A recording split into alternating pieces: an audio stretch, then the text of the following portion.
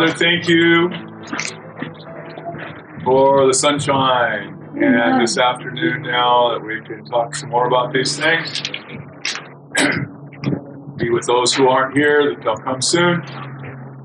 And may the things we talk about be a blessing to us in the future and enable us to bless others also. I pray in Jesus' name. Amen. Proverbs 24:27. Okay, not 22 verse 3, 24:27. We need to look at that to start with here.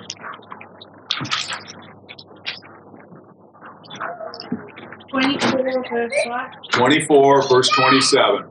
Okay.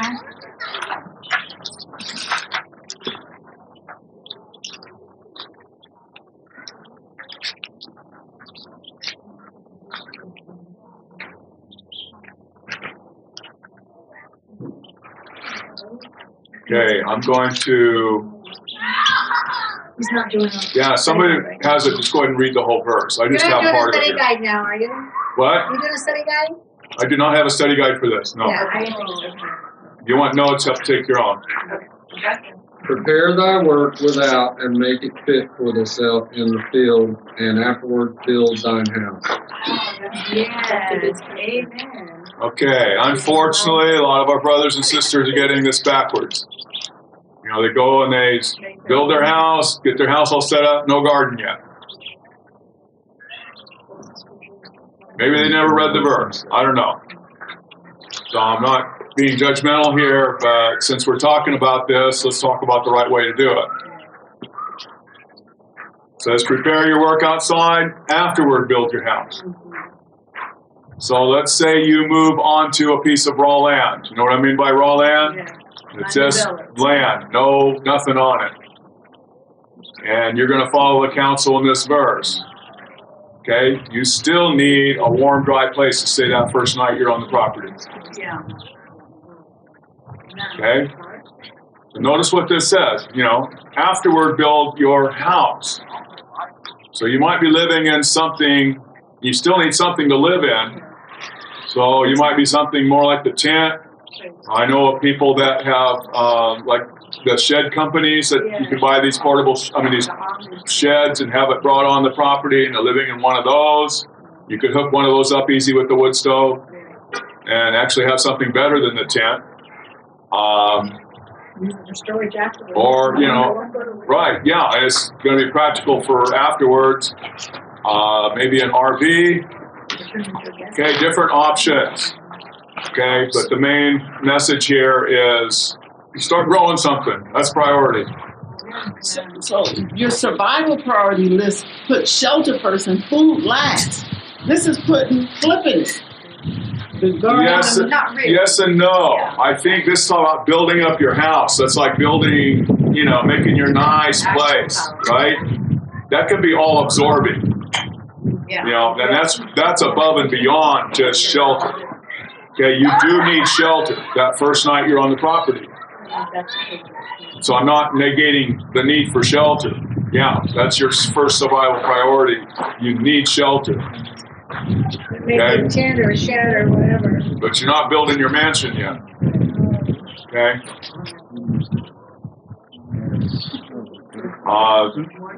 My second point here is just to remind us of what we looked at earlier this morning. The people should learn as far as possible to depend on products that they can obtain from the soil. Okay, remember our discussion on that. That's Fundamentals of Christian Education, page 325. Now, interestingly enough, when and I made this point this morning too, when we think about growing food, right away we think of a garden. But actually a relatively low percentage of our total food consumption is what would be considered garden produce.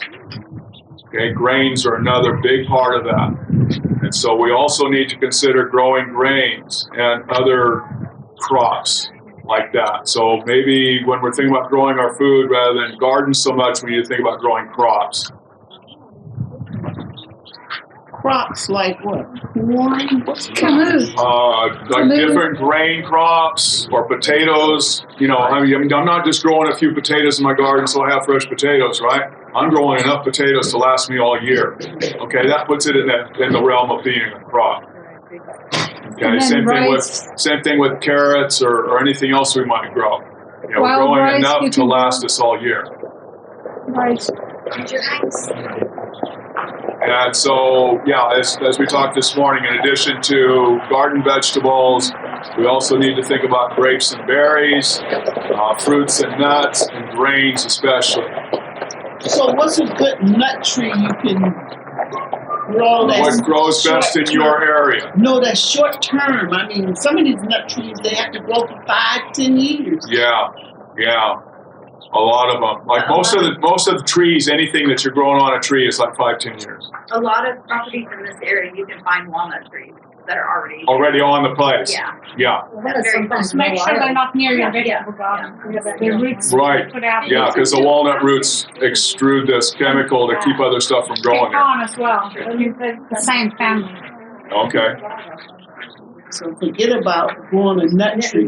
Next Well, you can put it Store in. it. I mean, do some. No, just do it away from Dry the it. vegetable Yeah, garden. hopefully you got something already on the property. If you have a piece of property, I mean, and you haven't had planted anything like that yet, I would do so as soon as possible. But you don't You know, want so- the walnut tree where your rest of your orchard is going because the other trees don't like walnuts. Okay. Or pecan. It's up by itself somewhere. Mhm. Yeah, pecan's kind of same thing. Walnuts are very hard to crack. These black ones. But So I wouldn't grow it for the nuts. You're gonna struggle. Well, unless you got it walnuts growing are- on your property already. Yeah, Yeah, more they're nutritious. hard to get the nut meats out of. You're hungry though, you'll find a way. Yes. Give me a rock.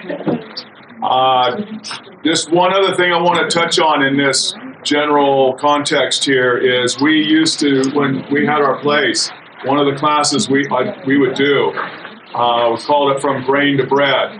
And we would go through the whole process of planting wheat, harvesting it, and then grinding it up into bread.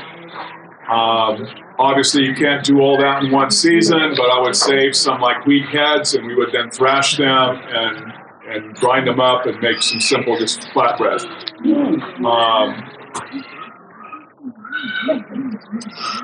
Wheat, especially like winter wheat in California anyway, I'm not sure how they do it here exactly. Might do it a little different, but it's very easy to grow. Basically, you work up the soil, spread it out like the sower in the Bible, and just rake it in and then let it grow. Okay? In the winters when we have rains, Well, in California. long about Oh. We have rain all year. mid-May, we'll get our last rain. Won't have any more rain until the end of October, early November. So like that whole middle part of the year there is nothing. But the other part of the year we'll have rain. And so, and the wheat doesn't care that it's growing in the winter. They call it winter wheat in a lot of places. And so it just grows. And then about mid-June, it's ready to harvest. And so you harvest it. The thing that I found the hardest is thrashing it. There isn't any, at least that I found, homestead scale grain thrashers on the market that aren't very high priced. There is one here put up by an outfit in Tennessee. That's a treadle powered one. I would really like to have one of those, but they want like $1,200 for them. Do you have one yet? When did you say you plant the winter wheat? In October? Planted it in October, Okay. or just before the rains, whenever it happened, mid-October to early November. What else can you use other than that $1,200 equipment? How did the disciples? The way people did it back in the day works, but it's not labor efficient if it's only yourself doing it. Okay, if you have a whole crew, it can be very efficient doing it that way. But basically, they would bring it in and put it on a pile and then beat it with sticks. And that would separate the grains from the husks and everything. And then you toss it up when there's a mild breeze blowing, and that blows away the chaff and leaves you with the grain. You set up a fan and blow it away. Yeah, a fan can do the same thing. If you want to grow weeds to keep them long story, you want to make sure you get the hard varieties. Hard red winter wheat, which is really the most common. Your soft varieties won't keep usually as long. They won't store as long as grain form. I've been playing with the soft wheat because there's that one story in the Bible where Jesus and his disciples were walking through the field and they were just grabbing grain and, rubbing it in their hands and eating it. Yeah. You do that with the hard wheat, you might break your teeth. You gotta focus those bites with the And that's all I've been exposed to. And so I found some soft wheat and I thought, well, I'll play with that, just see what it does. much softer. And the soft wheat, you can eat it straight. Yep. So it might not store as well, but, there's kind of the trade-off there. If you're going to grind it by hand, okay, it's much easier to grind the soft wheat than the hard wheat. The hard wheat was bred that way, so for grinding with machinery, so when they hit it with the machinery, it would just shatter because it's hard. But if you're trying to grind it by hand, the hard wheat's a lot harder to grind than the soft wheat. I also tend to think that the soft wheat is a more ancient type variety rather than the hard wheat, which some people like that idea. Are you laying on the inside the rice? No, we're growing the rice. We chose the rice because of it's hardy. The yield is 400%. Where with wheats and oats, barley, millet, things of that type, the yield is much, much lower. The nutrient levels are higher with this Highland rice. Okay, so you have some Highland rice. Yes, we're growing. I'll be begging for some seed. I've got some seed. Okay. So how do you grow it? What's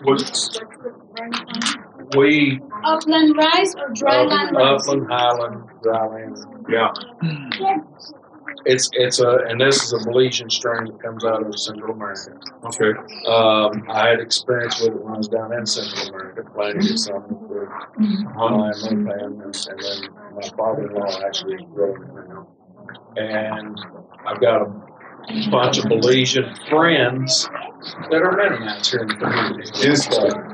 And they were born and raised. They're all brothers. There's 7 of them. And I've become really good friends with 3 of them. And they're all growing rice. They're growing a couple of ton of rice a year right here at this local community. We've got to plant as early as possible. It doesn't have any, rice doesn't have any real enemies that are going to come along and eat it, except for one little tropical bird. Do not remember the name of it. They were uncertain the name of it. It's tropical. It's not in the sun. Well, yeah, he does. He comes back through. He migrates north, and he or she comes. They all bring their families, and they cruise back through, and they say, "Oh, rice!" They can spot it from a mile high, and they will mow it down. Yeah. So you try to get in as early as you possibly can. Now, our blessing here, we're at 1,500 feet. They don't really like flying over the cooler mountain area. They stay more out in the valleys. Oh, that's interesting. Lower altitudes. But if you beat those, if you don't beat them, you just net. We've only grown one season. We grew about 130 pounds here on the property last year. Nice. We On planted, your property? yeah. Okay. We planted, 5 pounds? About 5 pounds, and the yield was, I was several weeks, I was 3 weeks later than the guys in the valley, plus I'm 3 to 4 weeks behind the guys in the valley. Right. So I didn't get as good a yield. So this year I've got about 7 pounds planted. My neighbor had 3/4 acres about 3 miles down the road. And so we planted our potatoes, rice, and we're doing a light red kidney bean and a black kidney bean. That was lost. Beans and the rice seem to be the easier things to grow and harvest. Now the rice, we got to finish it way to thresh it. thresh it. And it's much different. Lions at least Right. You can do that. broken just for your use. You can do it as well with the hard wheat. You can go a little lighter, and you can shell it the same way. You break it, but what happens, and this is from my Mennonite friends, they say, well, what we run into is you lose about 30 to 40% of your nutrients because you're polishing the rice as it drops and pounds against one another. So they bought a rice threshing machine, which was run on 440, 480 electricity, and they set it up on a water grid. Oh, interesting. And they're running that, and that works pretty good. What did that cost? Oh, they paid $4,000 for that used machine. But now there's a gentleman sells online, and I've got to look it up and buy it. He sells a kit, a package to build. And you can cut it out of Lexander, and you can cut it out of hard plywood. And he tells you all the bearing part numbers to get, the sprockets and everything, and you run it with a cordless drill or an electric drill. Interesting. And what happens with the rice to keep from getting the polishing effect, you've got two wheels that spin in opposite directions, and actually three. Two spin one direction, one spins the other direction, and spin at different speeds. So what it does is when it grabs that rice hull, it just flips it, cracks it, without polishing the rice. Because if the rice grains get caught in the wheel, polishes it. Right. It really ruins it. It's still a filler, but you lose it. So we got to work on that situation, getting working. Because this year we should have 400 to 500 pounds of rice. Wow. Good. But rice is, if you're pushed for space and manpower, rice is going to be your better option in grains because it's going to yield much higher, the least maintenance. And wheat, the turkeys love it, the deers love it, the bears will munch on it. Everything will eat wheat, any variety of wheat. Rice, there's nothing like rice but that little bird in it. What about corn? Corn is great. Everything like corn. You got to deal with the crows, coyotes, coons. Raccoons. Everything loves corn as well as wheat. But we do grow some corn as well. We grow some sweet Rice? corn. What? Can you do a row cover over your rice to protect it from that bird?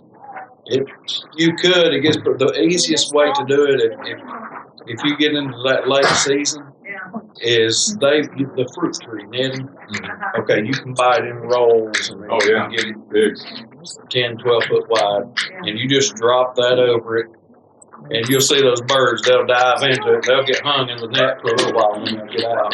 And occasionally one gets in, but a couple of birds in there are not going to I didn't see any last year. We didn't see any birds. Well, they're saying that they won't come, they most likely won't come this fall. It's cooler. What kind of netting did you say? It's just like the fruit tree netting, like they use for dates. It's got, it has little squares about, what, 3/4 of an inch or something like that? Yeah. Usually bright orange. And it's disposable if you rip it up too bad. You probably use it for several years before you just do it. Try to be as careful with it as you can. But you just have to take it and drape that. Several people just have to drape it over the rice, and then you just kind of rip it apart, getting it out a lot of times because the rice will grow into it. Rice is the upland rice does not like a lot of water until it goes to setting fruit. When it goes to setting when the head goes to setting, then you got to get the water to it. You got to irrigate it or whatever. You got to get some water on it. And keep water on it about every other day for it to ripen out properly. For how long? How do you do that? Here I was blessed enough that I've got an 1.5 inch water line all over the property. Now down there, I actually just ordered DC pumps. Just received them on Friday. I've not even unpackaged them yet, but I'm going to use that along with probably just a busted solar panel like that right there. And I'm going to set me up a small bladder tank with a pressure switch, DC set up, and just take it down and set it in the field and pump it out. You're just gonna flood it then? No, I'm not gonna flood it, the pump's not big enough to flood it, but I'm gonna do drip tape. Oh, okay. But that's what we do around there, is we do drip. Yeah, I got eight rows, 800 foot rows. So Oh, you got big on, we don't. I can easily just get it, I can easily lay down 800 feet. With drip tape and make a manifold, tie it into that little pump with a pressure switch on it, with those blow lines apart. So you have to water every other day for what, a couple of weeks or a About month? 3 weeks. Don't watch it. It puts up a head, and as soon as you go to seeing that head come, it comes up as just a solid stem, and you have to kind of go in there and watch. And when you start to see the little tassels come out of it, it's time to put the water. Because if you don't, it won't ripen out and fill up. Lot to learn about farming, huh? Yeah, much. Now, what about We're still learning all every day. what about ancient grains like quinoa, amaranth? Do you have any suggestions for that? I haven't played with any. I would like, well, there's actually a barley that I've played with a bit. And like you said, everything likes to eat it. So right now, all I have from playing with it for a couple of years, I have 2 heads. But it is an Ethiopian, yeah, it's an Ethiopian barley that is hull-less. In other words, it will shell out real easy. Like most of the barleys, you have to hit them with some kind of a cleaner like that, and they end up getting polished, like he was talking about. Yeah, the thing I like about the barley is, this is like from Ethiopia, so it probably hasn't been, highly modified in any way. And it's probably an old variety. Barley grows best on marginal soil. So if you have some soil that's not very rich, barley loves that. If the soil's too rich, the barley doesn't do so well for some reason. Yeah, so barley's one of these organisms that God has created that thrives in poorer environments. Yeah. And so that's one of the things that really encourages me about barley. I need to play with that more, but like I said, all I have right now are just those 2 heads. And since don't have a piece of land, I don't have any. Anyway, I hope to plant some on my friend's place this winter. I'm going to grow it in winter like that too. I need to get some more seed because I really don't have enough. I'll just have to order some more. What have you seen as far as, my understanding now, just about the U.S., there's not any wheat that's not GMO. Right. It's all GMO. I worry about the wheat that way, yeah. And that's the other reason I played with the soft wheat, because I got it at a health food store, and typically they have only non-GMO stuff there at the health food store. So I'm thinking some of these older varieties aren't messed with, but most of the common stuff is definitely good enough. Yeah. You familiar with Walt Cross? With what? Walt Cross. No. Natural remedies. Walt, mustard seed health food store in Barley. But he's done a lot of testing on the grains, and everything that he's tested, it's got high chromosomes. Actually, only one. There's 4 companies out of Europe. The Jovial is one that was tested true, but it's non-GMO. Has what is it, 12 or 14, 16 chromosomes, whatever it's supposed to. It's got what it's supposed to have. Einkorn. I got Einkorn wheat. But Jovial's a brand, and there was another German company, and there were multiple companies that says that they have true Jovial wheat, non-GMO. I'm sorry, I'm using their name. That is non-GMO, and everyone he tested was. And he tested multiple different supplies. But I thought they had non-GMO, even we didn't, huh? Yeah, he even got a whole non-GMO stuff, and it was just as bad as the rest of it. 36, 40. Jovial is the brand. Uh, and what's the other one? I don't know what the other one. Yours the brand. There, I don't think. Yeah, Queen and Baker Creek seed, Baker Creek seed. Heirloom seed. They got some green seeds. Yeah. Maybe they're bringing them out of Europe or But something. right now, everything is out of stock. Yeah, I Everything you yeah, try yeah. to order on Baker's Creek right now is out of stock. haven't even well, it's been that way for the last year almost. what I If you figured. started a year Started ago, last year, yeah, if you didn't order your seeds 2 years ago, Yeah. you have no seeds this year. yeah. We have almost decided with our wheat issue, right now we're not, we should be, we're not making a lot of our own breads and stuff at the time. We're buying, higher quality varieties and stuff. But we decided what wheat and stuff that we're going to get is we're just going to store up, Yeah. put up some stuff as far as good news. Talking about corn a little bit in this, same vein here. There are people that are working to keep some of the ancient Native American varieties of corn going. The one that I played with most recently is called Painted Mountain. There was a guy up in Montana, and he went around and got corn from the Native Americans and put it all together. This is tremendously genetically diverse. And so you can plant that, and the ones that do good in your area, save the seed from those, and don't worry about the rest of them so much, which is kind of what I did. It's all different colors, too, so it's very colorful. That's why it calls it Painted Mountain. We grew it there in California. Most of it did pretty good. There was this one that was orangish, though, that didn't do good at all. And so I just didn't save any of those seeds with the rest of them. I was going to replant, and then we ended up moving instead. But that might be something you want to play with. There's another red variety. I'm trying to remember the name of it that I've run across that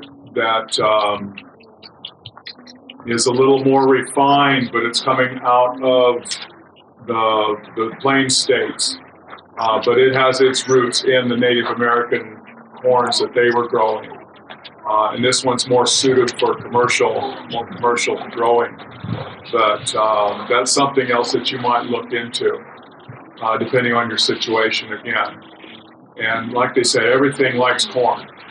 So, I've seen these pictures of the Native American cornfields, and they had this little stand out in the middle of the cornfield with a couple kids on there, and their job was to chase all the crows away, or chase the coons out or whatever. And they just watched, as a village, they just watched it 24/7 when it was getting ripe. So might have to do some of that kind of stuff. That is a must. We've lost ours to the crows. I've done everything from dousing it in turpentine before I planted it. That worked probably the best. They don't like it. It smells like a chemical. It's harmless to corn. But another really big curveball growing corn. We moved to the country. What's in the country? Farmland. Commercial farmland. Okay. You go out and plant your heirloom native corn. Corn can pollinate up to 5 miles. Yeah, if the wind blows it. 5 miles. It's one of the longest pollinators there is. Most things, 50, 200 feet, you got to cut. Corn's a whole different game. And you can grow your native corn right there, and it may still look like it, but it got pollinated by your neighbor's Monsanto corn. Got GMO corn. Consider your situation. So you have to really, there's a trick around that is planting schedule. If watch them to plant theirs, plant yours 3 weeks later. That way their pollination's all done, and then yours goes on, and you're safe. Yeah. Okay, so we're talking about growing our own food, right? You pull off this crop, whatever it is. You're not going to have any more of that crop until next year's crop. Okay, so we need to figure out some way to preserve these things. We talked a little bit about that this morning, but I just want to emphasize it. Typically, when we talk about preserving foods, everybody thinks of canning. Well, canning is nice, but canning has its limitations. And so I want you to also think about dehydrating and for sure about root cellars. And we talked a little bit about that this morning, so I'm not going to say a whole lot more there.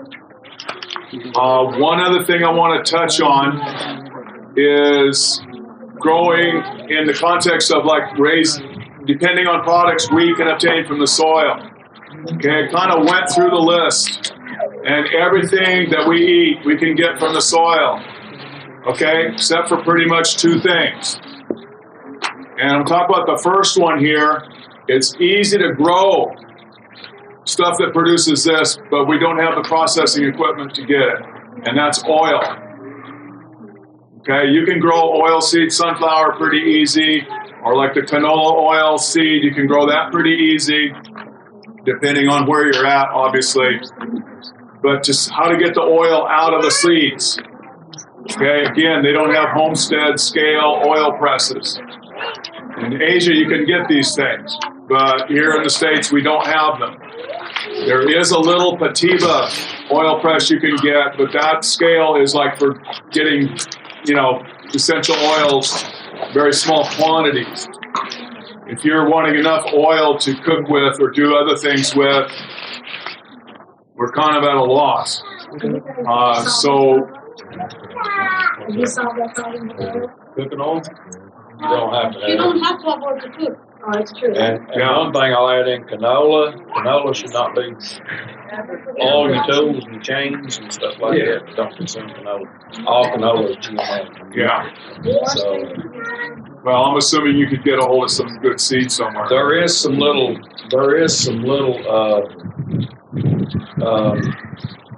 oil extractors that can be purchased for $150, $200 that you can extract small quantities of oil. So if you used oil most of your oils are okay, but not for heating. I mean, any oil, if you want to use it for salad, like a salad dressing or something like that, or for light temperatures and stuff. But typically, we just have to really try to stay away from oil as far as for cooking purposes. Just before we get away from oils, think about what we need oil for. We typically think of oil for cooking. That's what we've talked about so far. But we also need oil for making soap. Okay?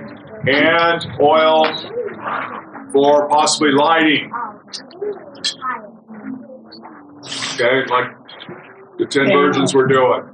Okay, that you can do that. So I'm really hoping somebody comes up with a homestead scale oil press. Like he said, there's a little one, but that's just for like essential oil scale production. You're not really making enough for these other uses. The other thing that we cannot get from the soil unless you happen to be near a salt deposit is salt. You guys? And so just something to think about, okay?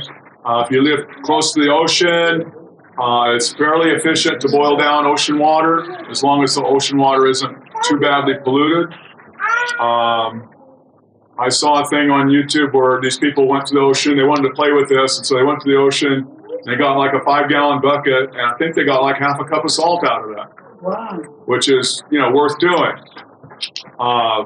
So if you have access to the ocean, you can get salt, or there's some places that have salt deposits. I know there's something out this way. I think it's farther north than y'all. But there are salt deposits around where you can get salt from.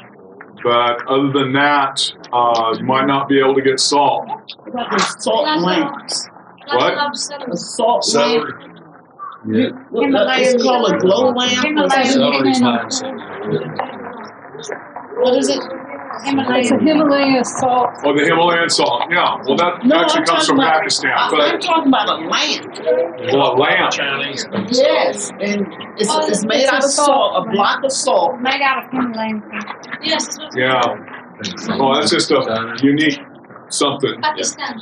It'll last. You just grind it down. You could. You No, gotta I don't think so. I think there's something in it to keep it together. Well, you might need to scrape off that outer edge. Salt comes in rocks. be very cautious with your pink salt where you purchase. Make sure it is Pakistan, because there is a lot of Chinese salt out there, and it's not pink Himalayan salt. Yeah. It's colored Well, pink salt. Looks like the real thing. So it'll be Pakistan. I personally like this stuff coming out of the ocean best because that has all the trace minerals and everything in it. Yeah, There is what we've got a hold of. Is a friend of mine ordered a whole bunch of it, and I got like 50 pounds from him once. It's called C90. C is an SEA, not the capital C, and it's used primarily for agricultural stuff. Somebody found a place down in Baja California where the water is as pure as possible, and they have a salt making plant down there, and they're putting this stuff out. Well, it's as good as what you're going to boil down from seawater, so we don't use that exclusively, but I just feel a little better about using that than like the pink salt. Celtic or Celtic salt? Celtic salt. That Yeah, was like a that's the gray- same. gray- Yeah, that's the same type of thing. I like that. That's the same type of thing. It's better than the Himalayan. No, the Celtic salt, it's from the ocean. Okay?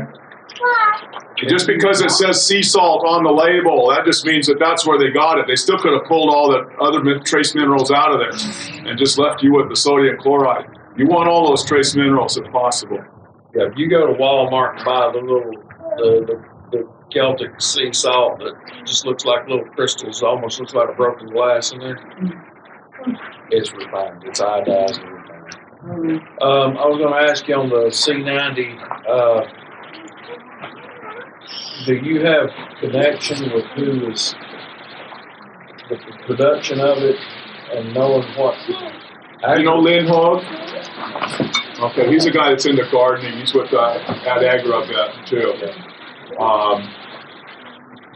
I think I can chase that down. C90 is great. We've stopped using it, and I know a bunch of people stopped using it after Fukushima. After what? After Fukushima, the meltdown in Japan, and they released all that into the ocean, and now they can't contain it. I don't know if you're aware of this.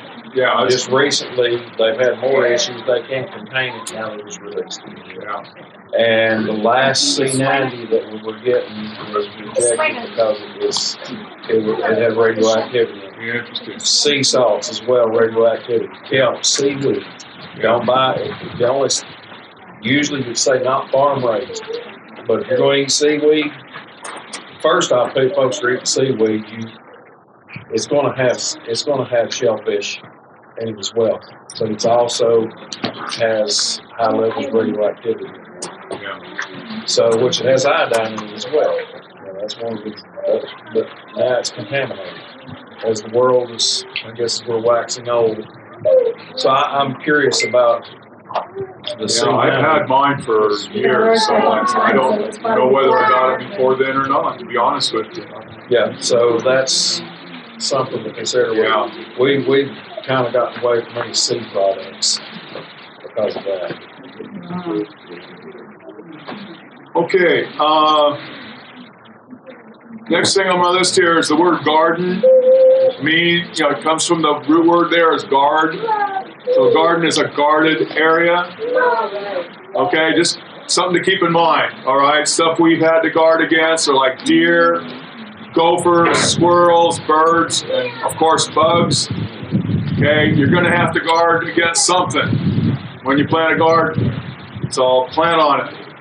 Also weeds. And please learn to identify the weeds and identify your garden plants. So I know people that have planted something and then they saw these things coming up and they chopped them all out because they thought they were weeds. And it was the plus stuff they'd planted that they ended up chopping out. So you need to learn what all this stuff looks like. Just like yesterday we were talking about wild edibles, you need to learn to identify the individuality in the plant world. And that definitely comes in handy when you're doing gardening too. Another thing here I have on the list is soil building. There's a saying, feed your compost pile. So your compost pile can feed your soil. So your soil can feed your plants. So your plants can feed you. And it's kind of that cycle, okay? I've been several different places with several different types of soil, and the gardening wisdom that I hear for each place is the best thing you can do for your soil is add organic matter. And that can be in several different forms, compost being the most common one. But it doesn't have to be limited to compost. Okay, manure kind of does the same thing. But you're adding organic matter. You have real sandy soil, best thing you can do is add organic matter. You have real clay soil, best thing you can do is add organic matter, and so on. So, I'm just throwing this out, is the single most significant thing you can do to build up your soil is adding organic matter somehow, some way. Rock dust, what do you know about it? Rock dust helps with a lot of the trace minerals and stuff. Yeah. Where can you get it? Where can you get rock dust? I would just like to ask your local nursery. You can get rock dust. There's a rock quarry Around you. Yeah. You can get rock dust. Now, the best thing that we found we really like is rock phosphate. Yeah. You can get brown rock phosphate. There's a place down in Florida. There's a quarry, and there's one over here. You can order it, but there's one over here just past Nashville on Monsanto Drive. But Monsanto actually owned it. They went in and they mined out. I don't remember what it was, but they mined out what they wanted, and they left the rock phosphate behind. Brown rock phosphate. You can use. We use a lot of. We use cottonseed meal. Now, cottonseed meal. All your cottonseed meal is GMO now, but using it as a fertilizer, your plants cannot pick that up, so that's not a concern. We use alfalfa meal, and then we use this company called Petrails. Are you familiar with Petrails, Jim? Pardon? Are you familiar with Petrails? No. Okay, they're out of Pennsylvania. They're an old fertilizer plant, but they do natural fertilizer. They do chemical fertilizers as well, but they got a facility where they do natural. And their natural blend has Redmond sea salt in it. It's not Redmond, it's the mine, not the sea salt, it's mine salt. And they have all your trace minerals and everything. It's kind of expensive. It's about $30 a bag for a 50-pound bag, but it's a wonderful product for trails. I want to encourage you to start composting if you're not already. You can buy books about it, and you can get really complicated with it. But in its simplest form, all right, is some kind of a bin or container to hold it together. I've used just like a roll, about this big around of like fencing wire. We've also, something we liked really well, we made some bins out of some scrap lumber where we had these bins about this, 2 of them next to each other. They were about 4 feet by, maybe 6 feet here? The front side open. Yeah, with one side open so you could get in and out of it real easy. And you just, whatever you're pulling out of the garden, all the foliage, everything, just throw it in there. The good formula is to put a layer of brown stuff, dry stuff down first, and then a layer of green stuff, and then a layer of additives, which I'm calling additives. Okay, additives are like this rock dust that you get, or the rock phosphate, or any of those kind of things you might stick in there in that layer, and along with some dirt, or any manure stuff would go in that layer too. We've had chickens, and so we put chicken layer in there.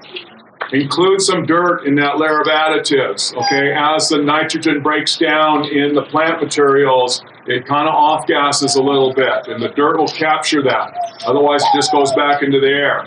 The air is mostly nitrogen anyway. So you want something there to capture that, and just start those 3 layers. Okay, brown, green, additives, brown, green, additives, and so on. Work your way up until you get a pile 3 or 4 feet tall. The biggest problem we've had with compost piles out in California is like when we go to do gardening in the spring, we'll pull, all the whatever else and build it up, and then it just sits there because it dries out. Okay, maintaining the moisture level. It has to have a certain amount of moisture or the chemical reactions won't happen. The bacteria won't be able to do their job because they just dry out. And then your compost won't form. So we've had to water the compost piles. I know in other areas where you have regular rains and everything, too much moisture can be an issue too. So trying to find that balance of having enough moisture but not too much can be an issue. But that gives you a lot of organic matter to put back into your soil in probably the cheapest possible way. Do you keep a tarp over it, and how you keep squirrels and animals from pulling them? We just rely on the neighborhood cats to keep the critters out. We haven't had an issue, where we've been, we didn't want the tarp over the top of it. If you got too much rain, you might. I could understand that. Because they can go sour. If it starts smelling sour in there rather than that it's processing like it's supposed to, yeah, you might tarp it for a bit until it can dry out a bit. I've been doing mainly a compost tea. That seems a lot easier than anything. Yeah, but I mean, the soil needs the organic matter. And compost tea might give it the minerals, but it's not giving it the texturing that the organic matter does, and that's very helpful. You want to set your dirt up so that the plants can grow, the roots. They can just grow easily in there, rather than spending a lot of their energy pushing through hard soil. Okay, because the energy that they're using pushed through hard soil, they're not using to make food for you. Yeah. Okay, if it can grow easily, then it's going to be that much more food for you, more easily for the plants to do their thing. Just two other notes here. Greenhouses are great. Okay, I like greenhouses a lot, but just because of their fragile nature, don't depend on them. Okay, I know of people around the country that have put in greenhouses, and their whole gardening effort, everything is in the greenhouse. Because you can block off a lot of the bugs that are wanting to come in. You can protect it from too hot and too cold and so on. So you can have a very nice environment in there, but the greenhouse can, it's fragile. Things that can go wrong with the greenhouse. And so if your whole system is put into that greenhouse, that might leave you high and dry sometime. So, we like them especially for starting new little plants and stuff that carries over through winter a little better in the greenhouse. So I'm not saying don't do greenhouses. I'm just saying don't set yourself up to be dependent on them because they're too fragile a system. They can be busted up too easy by any number of different things. And the last thing I want to say here is start with something. If you're not gardening now, start gardening. Okay? With something, even if it's just a pot that you plant a squash plant or a cucumber plant or cabbage or something like that in. Okay, start with something. And then, at least be learning and then expand your knowledge from there.